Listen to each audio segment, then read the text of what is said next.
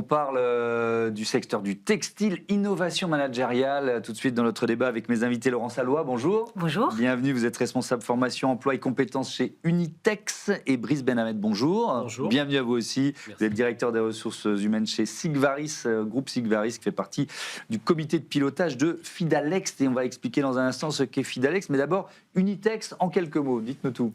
Alors, Unitex, c'est une organisation professionnelle textile donc, qui rassemble environ 150 entreprises textiles de la région Auvergne-Rhône-Alpes. Et c'est une organisation qui apporte des services à ces entreprises sur tout un tas de sujets, notamment les sujets formation, emploi, compétences dont je m'occupe. Ouais. Et donc, et vous avez notamment piloté ce projet d'innovation managériale. Sigvaris Group, c'est quoi ? Alors, Sigvaris Group, c'est une entreprise suisse, un groupe suisse, mais moi, donc, je suis le DRH de Sigvaris France. D'accord. On est 630 collaborateurs en France, on est répartis sur 3 sites, 2 dans la Loire, 1 en Alsace, et on est dans le secteur du dispositif médical. Et on fabrique en France des dispositifs que vous devez connaître sous le nom de bas, collants, chaussettes de compression, puisqu'on accompagne les situations de vie des insuffisants veineux. Voilà. Et donc, vous êtes dans l'industrie textile. Exactement. Et donc, concerné par ce projet d'innovation managériale. Alors, c'est assez passionnant parce que moi, quand j'ai vu le thème, je me suis dit, bon, OK, comment on rebooste le secteur du textile qui est en difficulté par l'innovation managériale. Donc, ça a démarré quand ? Ça vient de se terminer. C'était 18 mois d'expérimentation ? C'est ça, tout à fait. Donc, le projet a démarré en 2024, il s'est terminé en octobre 2025. Ouais. Et il s'agissait pendant 18 mois de réunir des entreprises volontaires textiles. Il y en a une quinzaine qui ont joué le jeu, dont Sigvaris. Donc, les réunir sur ce sujet, dans l'idée que, finalement, l'innovation porte dans le textile... il y a toujours eu l'innovation produit, l'innovation process, l'innovation technologique. Donc là, on est très fort sur ce sujet. C'est d'ailleurs pour ça que l'industrie textile est toujours en France. Mais par contre, sur l'innovation managériale, donc on va dire le dessous de l'iceberg, ce qui est souvent moins visible, là, il y a tout un travail et qui est vraiment nécessaire aujourd'hui face aux enjeux, finalement, de la filière. Ouais. Et donc, vous avez posé une page blanche sur une table en disant qu'est-ce qu'on peut changer, qu'est-ce qu'on peut améliorer, c'est ça ? Alors, en fait, il y a eu la conjonction de plusieurs choses. D'une part, une entreprise un peu moteur qui est Wekameka, qui est une entreprise qui est dans la confection à Lyon, qui a senti qu'il fallait faire quelque chose pour justement motiver et arriver à avoir des collaborateurs engagés sur cette activité. Parallèlement à ça, on avait aussi des financeurs, donc l'ANACT, l'ADRETS, qui étaient en mesure de financer le projet sur la durée. Et puis enfin, Unitex, qui est habitué à des projets collectifs, qui notamment s'investit dans la RSE, la responsabilité sociétale des entreprises, et qui avait à cœur d'aborder ce sujet en complément de toutes les autres thématiques d'innovation technologique, comme je l'ai dit, qui sont déjà d'actualité. Donc il y a une conjonction favorable. Brice Benhamed, qu'est-ce qui vous a intéressé ? Pourquoi vous vous êtes engagé dans ce projet d'innovation managériale ? Alors, ce qui m'a incité, en tout cas, à nous engager par rapport à ça, c'était de dire, ça permet de prendre un temps de pause et de s'interroger sur qu'est-ce qui se passe en termes de pratiques managériales. Parce que quand on parle d'innovation, au début, on peut toujours tout de suite penser en fait à une rupture technologique. Bien et autres. Et en fait, spontanément, c'est ce qui nous vient en tête. Voilà. Et en fait, c'est pas forcément ça, parce que l'innovation, c'est qu'est-ce qui est à propos dans une entreprise, dans un contexte considéré, par rapport à l'économie, par rapport à l'implantation territoriale. Et donc moi, ça m'a permis, en tout cas avec Unitex, de faire ce pas de côté et d'aller m'intéresser sur ce qui pouvait se passer dans une PME, une ETI, voire une TPE. Et le projet Fidalex, il m'a nourri, en tout cas, sur cet aspect-là. Alors, on va essayer de rentrer un petit peu dans le détail ou d'être un petit peu plus précis, concret. Qu'est-ce que vous allez ou qu'est-ce que vous êtes en train de changer après ces 18 mois de réflexion, d'expérimentation ? Alors, je suis plutôt en phase de capitalisation et de consolidation sur ce qu'on a déjà initié chez Sigvaris, et peut-être qu'on y reviendra après. Là où ça m'a nourri en exemple très concret, c'est il n'y a pas plus tard que 2 jours, je discutais avec notre directeur industriel d'une initiative qui a été faite justement sur Wekameka, qui a eu à déplacer ses environnements de travail et leur expérimentation, ce qu'ils ont réussi, et puis là où ils ont eu quelques écueils. Et finalement, se dire, si nous, on a quelque chose à conduire en ce sens, comment on peut se nourrir de leur expérience pour en tenir compte et l'adapter je dis bien l'adapter au contexte de Sigvaris.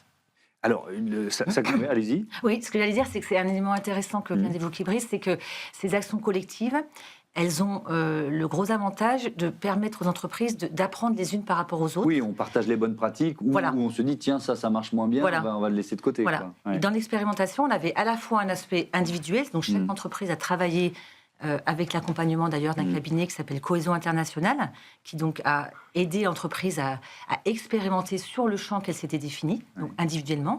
Et après, on avait effectivement tout un tas de moments collectifs et également d'élaboration de livrables collectifs qui ont permis aux entreprises d'apprendre les unes par rapport aux autres et d'avoir des ricochets, la fertilisation finalement, et c'est ça une des forces de ces projets collectifs. Mais alors, le secteur textile, alors ça vous concerne peut-être pas, mais le secteur textile, il est quand même confronté à une crise particulière, à une concurrence venue de l'ultra-fast fashion chinoise. Oui. Bon, j'ai du mal, vous anticipez ma question.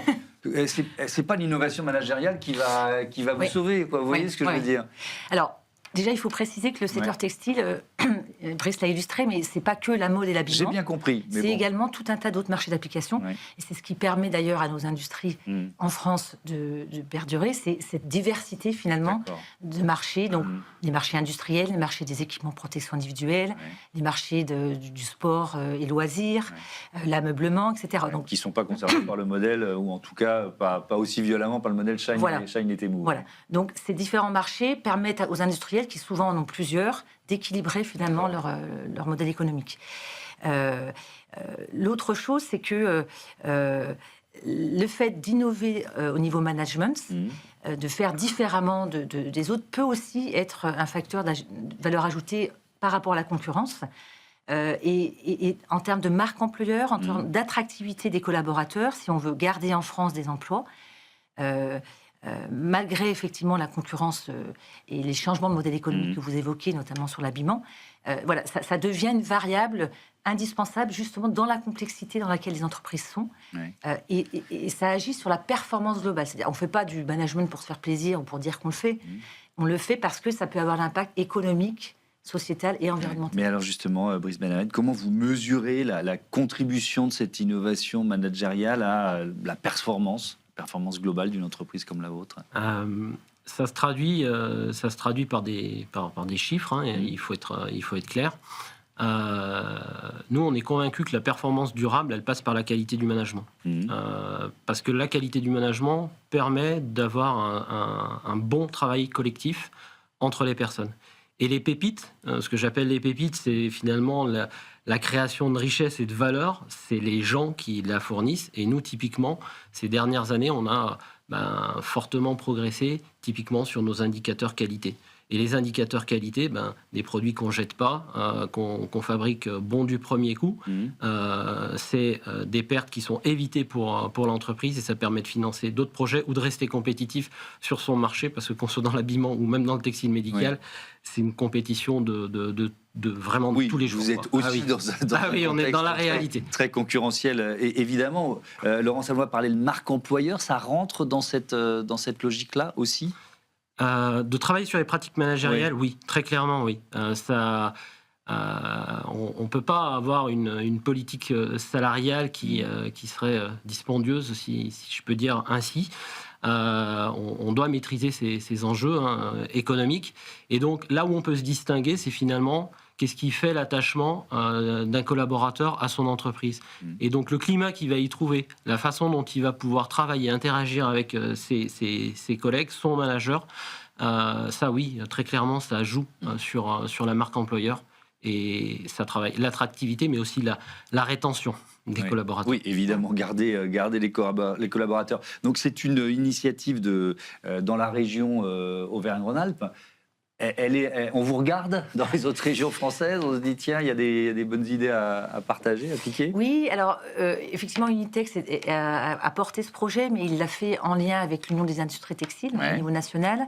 Et donc, il est probable qu'on aille sur un Fidalex 2 qui associerait potentiellement d'autres entreprises, d'autres régions. D'accord.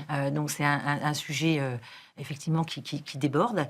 La région Aura est souvent est souvent moteur. On a la chance d'avoir une industrie très, très dynamique et donc ça porte aussi l'équipe pour amener des nouveaux sujets. Est-ce qu'il y a des freins culturels ou générationnels quand on parle d'innovation managériale ? Oui, alors on en parlait tout à l'heure. L'industrie textile, c'est l'industrie la plus vieille du monde, hein, puisque il a fallu qu'on s'habille des lampes de Cro-Magnon. Oui. Et donc, encore aujourd'hui, dans les conseils d'administration ou dans les entreprises, on a deux grands types d'acteurs, des générations 50-60 ans, et puis les jeunes comme Brice. Les vieux comme moi, les jeunes comme Brice. Les vieux comme moi aussi. Et donc, effectivement, les sujets de management, pour certains dirigeants, c'est quand même des choses qui sont... on parle encore, dans certains cas, de gestion du personnel, et tout est porté sur le produit, l'innovation, produit technologique, etc. Donc on bataille pour faire comprendre aux entreprises la nécessité d'aller en dessous de l'iceberg. Mais les choses évoluent quand même très rapidement parce que la quête de sens des jeunes générations, la raréfaction aussi des compétences, les enjeux environnementaux, les changements de modèle d'économie obligent les entreprises à aller chercher d'autres clés et on cherche à les convaincre que cette clé-là en est une pour une performance globale. En fait. Ouais. Un mot justement de ces freins culturels ou générationnels, votre avis là-dessus ? Très clairement, il y en a encore. Et souvent, on parle d'innovation managériale ou des managers. On pouvait avoir tendance à se dire le manager, ça doit être le meilleur expert technique. Mais en fait, le bon manager, c'est celui qui sait comprendre les compétences techniques, qui sait créer du lien, comprendre les difficultés des personnes, être facilitateur. Et puis, oui, il faut, auprès des dirigeants, militer parfois pour dire on doit capitaliser sur la qualité du management et le vecteur managérial parce que c'est un levier de performance. Parce que la responsabilité du dirigeant, c'est de favoriser le travail du collectif. Et c'est de là qu'elle se crée la richesse. C'est vraiment de ce travail du collectif. Donc, en restant sur des principes qui peuvent être parfois datés, ça peut amener d'autres biais, finalement, si on ne m'autorise pas à imaginer, proposer, suggérer. Je reste dans mon domaine, je ne m'exprime pas. Et donc, c'est là où, finalement, on ne crée pas de valeur et c'est ce qu'il faut essayer d'éviter. Merci beaucoup, merci à tous les deux et à bientôt sur Be Smart for Change. On passe tout de suite au grand entretien de cette émission avec le patron de France Gaz.